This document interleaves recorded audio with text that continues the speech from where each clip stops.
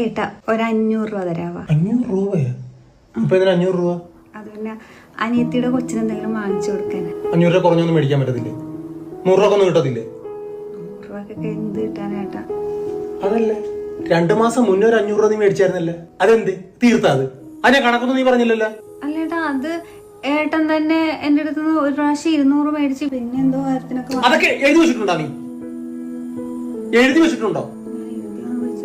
എഴുതി വെക്കണം. വളരെ കഷ്ടപ്പെട്ടുണ്ടാക്കണ കാശാണ് 500 രൂപ. അങ്ങോട്ട് ചോദിച്ചേക്കണം 500 രൂപ വെച്ച്. 2 മാസം മുന്നേ 500 രൂപ കൊടുത്തതാണ്. അതിനൊരു കണക്കുമില്ല അവക്ക്. പിന്നെ ഞാൻ